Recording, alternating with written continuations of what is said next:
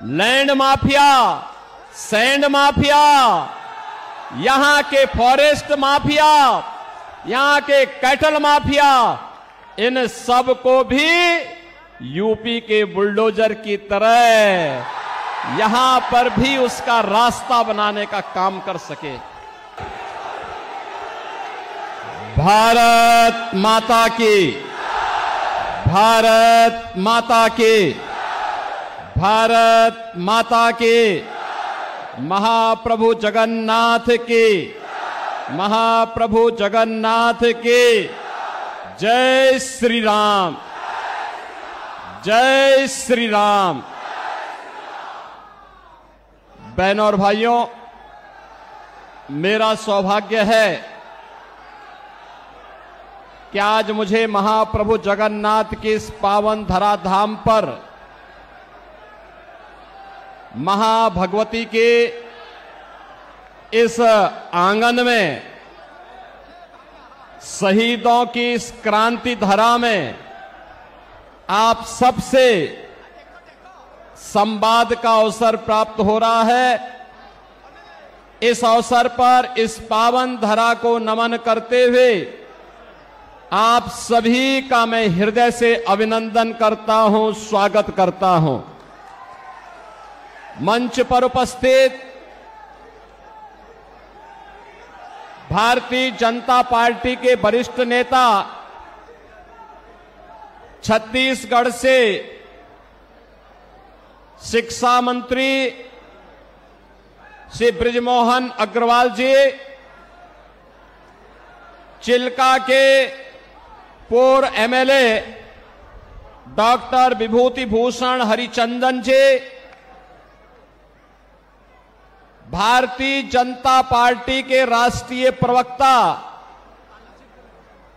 और पूरी parliamentary constituency से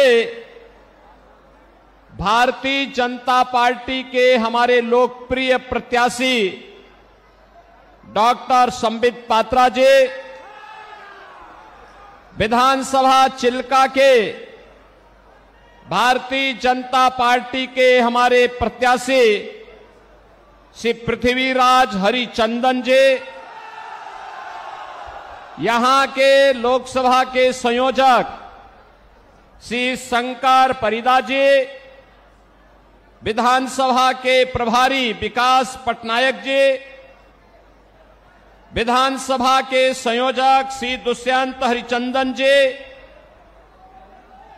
मंच पर उपस्थित श्री अमरेंद्र राणा सिंह जी, श्रीमती ज्योतिष्ना वहेरा जी और भारतीय जनता पार्टी के सभी पदाधिकारी के साथ साथ भारी संख्या में पूरी पार्लियामेंट्री कॉन्स्टिट्यूएंसी और चिल्का असेंबली से जुड़े हुए मेरे सभी उपस्थित बहनों और भाइयों, भगवान जगन्नाथ, बलभद्र और माता सुभद्रा की कृपा भूमि को कोटि कोटि नमन करते हुए मां भगवती के श्री चरणों में नमन करता हूं। आप सबका मैं हृदय से अभिनंदन करता हूं। ये मेरा सौभाग्य है कि मैं मर्यादा पुरुषोत्तम प्रभु श्री राम की पावन धरा अयोध्या से लीलाधारी भगवान श्री कृष्ण की पावन धरा मथुरा से आप सबका अभिनंदन करने के लिए आपके बीच में मैं आज यहां पर आया हूं। मैं सबसे पहले धन्यवाद दूंगा भारतीय जनता पार्टी के अपने प्रत्याशी डॉक्टर संबित पात्रा को, जिन्होंने पूरी किस पावन धरा पर मुझे आने का अवसर दिया। बहनों और भाइयों, पूरी हम सनातन धर्मावलंबियों के लिए एक पावन नगरी है। प्रारंभ से ही सप्तपुरियों में से एक हमारी जगन्नाथपुरी है और भगवान आदि शंकराचार्य ने भी जो 4 पीठ स्थापित किए हैं उनमें से पुरी एक है। पुरी के बगैर भारत की सनातन परंपरा की कल्पना भी नहीं की जा सकती है। और इसीलिए जब मैं यहां आया हूं तो मां भगवती के श्री चरणों में यही प्रार्थना करने के लिए आया हूं कि आपको भी, हम सबको भी इतनी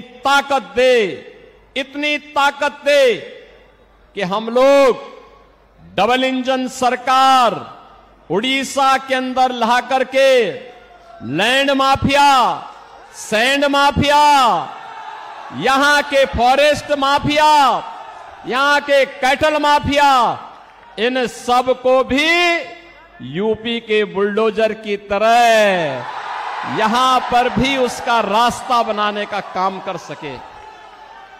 बहनों और भाइयों, आज आपने देखा होगा जब सरकार बीजेपी की बनती है और नरेंद्र मोदी जी जैसा नेतृत्व मिलता है तो फिर आपको लगता होगा कैसे परिवर्तन आता है।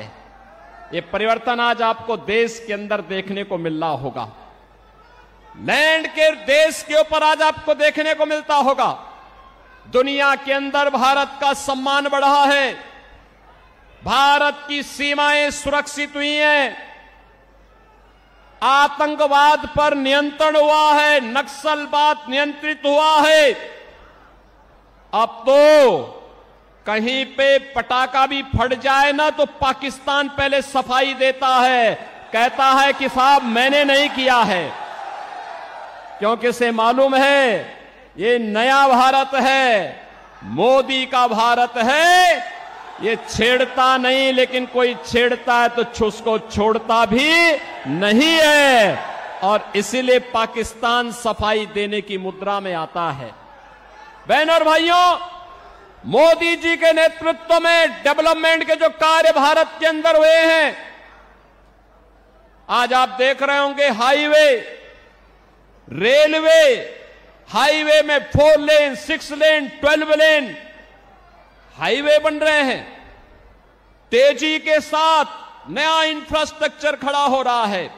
रेल मीटर गेज से अब ब्रॉड गेज में, अब मीटर गेज की ट्रेन नहीं, अब बुलेट स्पीड से चलने वाली वर्ल्ड क्लास ट्रेन की सुविधा मोदी जी पूरे देश के अंदर, कहीं वंदे भारत के रूप में, कहीं अमृत भारत के रूप में, कहीं नमो भारत के रूप में देने का कार्य कर रहे हैं।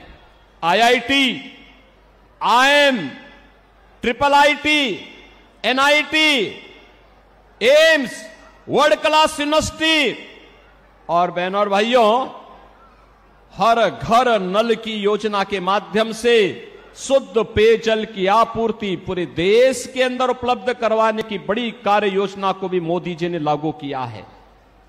गरीब कल्याणकारी योजनाओं को लेकर के जब डबल इंजन की सरकार होती है तो कितना लाभ मिलता है। आज इसका लाभ उत्तर प्रदेश जैसे राज्य लेते हैं, देश के अंदर 80 करोड़ लोगों को फ्री में राशन की सुविधा मोदी जी पिछले 4 वर्ष से उपलब्ध करवा रहे हैं और अगले 5 वर्ष तक उपलब्ध करवाएंगे। लेकिन उड़ीसा में यहां की सरकार, नवीन पटनायक की सरकार, नौकरशाहों से ऐसी घिरी हुई है कि वह फ्री में राशन की सुविधा को भी अपने नाम से भुनाने का काम करती है। मोदी जी पूरे देश के अंदर 60 करोड़ लोगों को पूरे देश के अंदर आयुष्मान भारत में 5 लाख रुपए की उपचार की सुविधा प्रतिवर्ष उपलब्ध करवा रहे हैं। लेकिन यहां पर नवीन पटनायक जी की सरकार यहां पर आयुष्मान भारत लागू नहीं होने देना चाहती है। बहनों और भाइयों, आप देख सकते हैं किसानों को किसान सम्मान निधि, हर घर में शौचालय का निर्माण, घर घर में उज्ज्वला योजना के कनेक्शन और 4 करोड़ गरीबों के सिर को ढकने के लिए पीएम आवास की सुविधा देश के अंदर बिना भेदभाव के मिली है। आप देख सकते हैं मोदी जी ने 10 वर्ष में जो दिया है, इसमें किसी का चेहरा नहीं, जाति नहीं, मत नहीं, मजहब नहीं, क्षेत्र नहीं, भाषा नहीं, पूरे देश के अंदर सबका साथ और सबके विकास के भाव के साथ इन योजनाओं को देश के अंदर लागू करने का काम किया है। लेकिन आज भी कुछ लोग ऐसे हैं देश के अंदर, बहनों और भाइयों, जो रहते भारत के अंदर हैं, खाते भारत के अंदर हैं, लेकिन गाते पाकिस्तान का है। उनके द्वारा जाने अनजाने में ऐसी बातें कही जाती है, पाकिस्तान का राग अलापा जाता है। पाकिस्तान के बारे में, भारत के दुश्मनों के बारे में उनका महिमा मंडन के द्वारा किया जाता है। और मैं तो कहता हूं, जो पाकिस्तान का राग अलापते हैं, भारत के दुश्मनों का महिमा मंडन करते हैं, मैं उनसे कहता हूं वे काई भारत के अंदर बोझा बने हुए हो, जाओ ना वहीं चले जाओ। अरे भारत तो 80 करोड़ लोगों को फ्री में राशन दे रहा है और पाकिस्तान में 23 करोड़ की कुल आबादी वह भी भूख से तड़प रही है। 1 किलो आटा के लिए, 1 किलो गेहूं के लिए आज वे तड़पते हुए दिखाई देते हैं। जितनी पाकिस्तान की आबादी है, उससे बड़ी आबादी को मोदी जी ने 10 वर्ष में गरीबी रेखा से ऊपर उठा करके एक खुशहाल जीवन की ओर अग्रसर किया है। बहनों और भाइयों, मैं तो आज आपके पास आया हूं कहने के लिए, मोदी जी के नेतृत्व में सम्मान भी है, सुरक्षा भी है, विकास भी है, गरीब कल्याण भी है, और मोदी जी के नेतृत्व में विरासत का संरक्षण भी है। आप सोचो, अयोध्या में राम मंदिर का निर्माण कोई सोचता था? 500 वर्षों का इंतजार समाप्त हुआ और आज आप अयोध्या में जाएंगे, बहनों और भाइयों, हमारी पुरी तो यहां पर भगवान जगन्नाथ पुरी तो पहले से पुरी है। और यहां पर क्या हुआ, नवीन पटनायक सरकार के संरक्षण में भगवान जगन्नाथ पुरी के मुख्य खजाने की चाबी ही यहां गुम हो गई है। भगवान के खजाने में भी डकैती डाल दे रहे हैं। यानी केवल लैंड माफिया और सैंड माफिया ही नहीं है, अब भगवान के खजाने में भी ये लोग सेंध लगा रहे हैं। और आप आइए थोड़ा अयोध्यापुरी में आप आएंगे, आपको प्रभु राम के समय की अयोध्या, चमकती हुई अयोध्या दिखाई देगी, चमकती हुई अयोध्या दिखाई देगी। आज वहां गुलामी के सारे ढांचे हट गए हैं, अब कोई वहां पर गुलामी की बात नहीं कर सकता है। अब तो अयोध्या में जय श्री राम के ही नारे लगते हैं। क्या नारे लगते हैं? जय श्री राम का। बहनों और भाइयों, जय श्री राम का जो ये नारा है ना, आज ये पूरे देश के अंदर गूंज रहा है। मैं तो आपसे अपील करने के लिए आया हूं, मैं आपसे अपील करने के लिए आया हूं। देश के अंदर 5 चरणों के चुनाव संपन्न हो चुके हैं और छठे चरण में आपको भी 25 मई को चुनाव करना है। बहनों और भाइयों, मैं पूरे देश के अंदर अब तक 12 राज्यों का दौरा किया हूं और 12 राज्यों के दौरे के बाद मैं कह सकता हूं पूरे देश के अंदर एक ही नारा गूंज रहा है, एक ही स्वर से सारे लोग बोल रहे हैं और वह बोलना है, वह है फिर एक बार मोदी सरकार, फिर एक बार और अब की बार 400 पार, अब की बार 400 पार। तो 400 पार की जब बात होती है तो यहां पर बीजू जनता दल को तो चक्कर आने लगता है। 400 पार, 400 पार कैसे होगा? क्योंकि वह तो यहां की 21 सीटों पर ही चुनाव लड़ रहे हैं। कैसे होगा मुझे बताओ?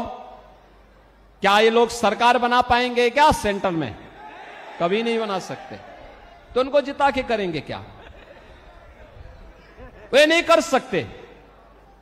और जनता जनार्दन से जब हम पूछते हैं कि भाई 400 पार क्यों, तो कहते हैं, पूरे देश के अंदर एक ही नारा गूंजता है, वो कहते हैं जो राम को लाए हैं, जो राम को लाए हैं हम उनको लाएंगे, जो राम को लाए हैं हम उनको लाएंगे। और पूरे देश के अंदर जश्न है। आज आपने अयोध्या में देखा होगा, 500 वर्षों के बाद, 5 सदी के बाद प्रभु राम ने अपना जन्मोत्सव भी अयोध्या में अपनी जन्मभूमि में मनाया है और होली भी वहां पर खेली है। बहनों और भाइयों, एक नया भारत अपनी विरासत और विकास की यात्रा को लेकर के चल रहा है। दूसरी ओर आपके सामने मैं कहना चाहूंगा, चाहे वह बीजू जनता दल हो, ये तो नौकरशाहों से घिरी हुई सरकार है।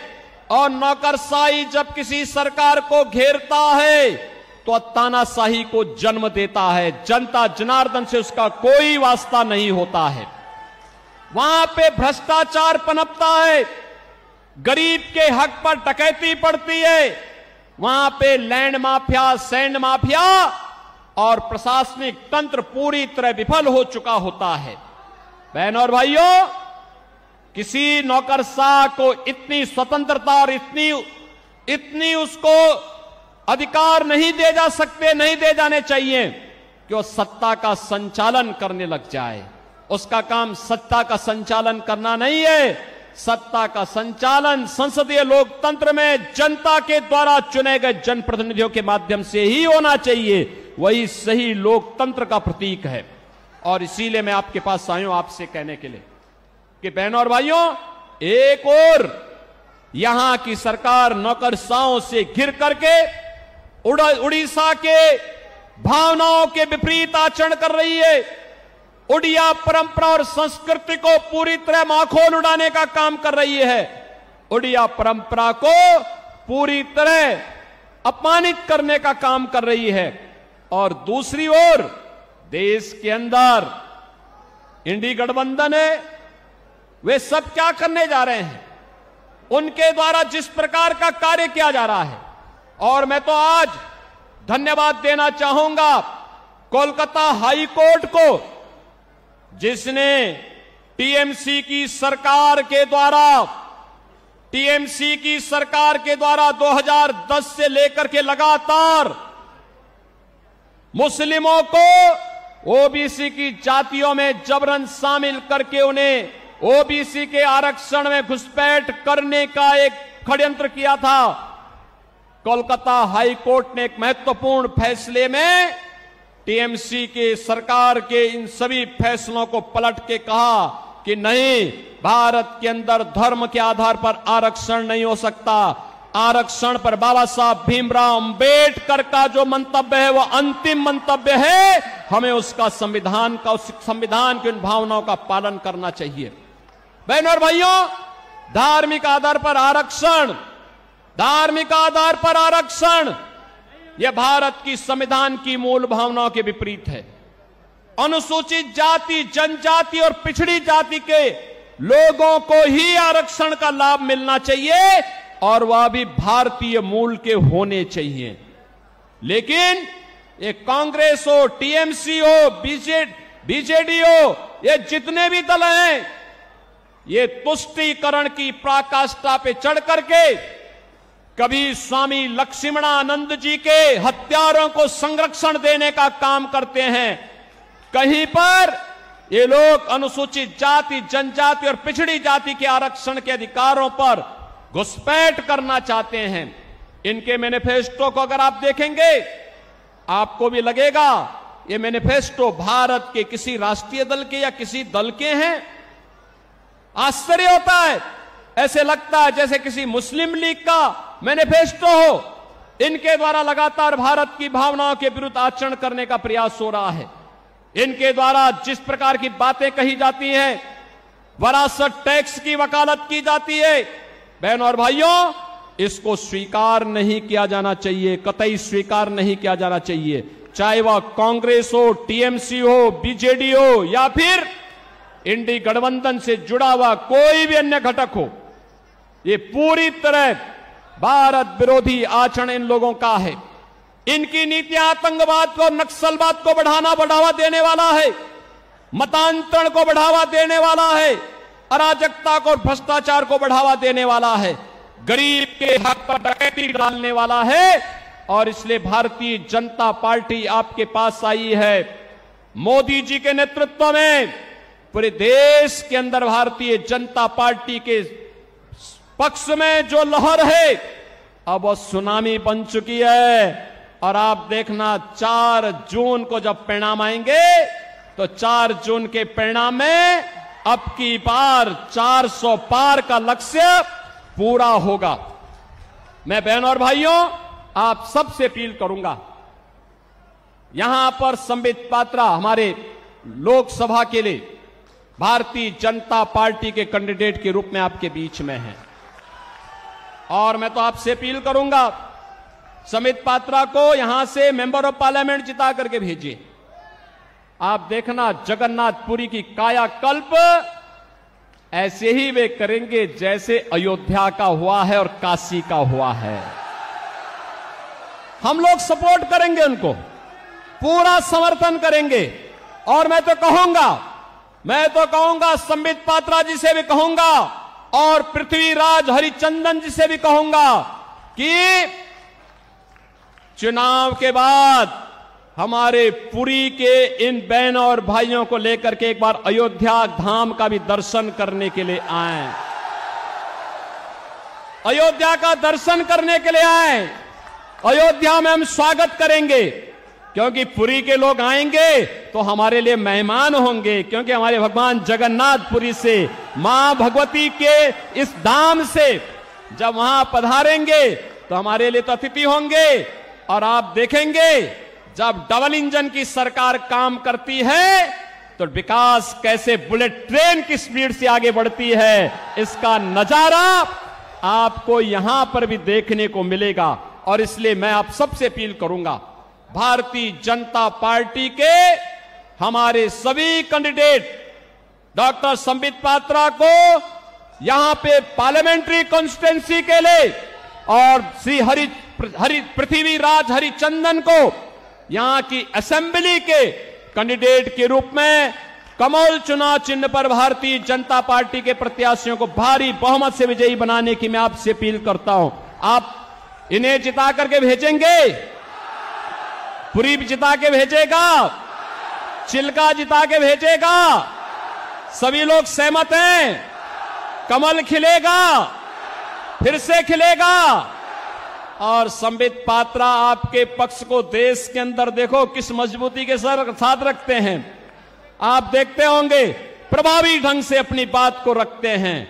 भारत की सनातन परंपरा के बारे में, भारत की सम्मान की बात को लेकर के, भारत की सुरक्षा के मुद्दे को लेकर के, भारत के विकास के मुद्दे को लेकर के, भारत के गरीब कल्याण के मुद्दे को लेकर के और उड़ीसा के सम्मान और स्वाभिमान के मुद्दे को लेकर के भी उतनी ही मजबूती के साथ वे अपनी बात को रखते हैं। और इसलिए मैं चाहूंगा इन दोनों को भारी बहुमत से विजयी बना करके आप पार्लियामेंट के लिए श्री संबित पात्रा को और असेंबली के लिए श्री पृथ्वीराज हरिचंदन को भारी बहुमत से विजयी बनाने की अपील आपसे करता हूं।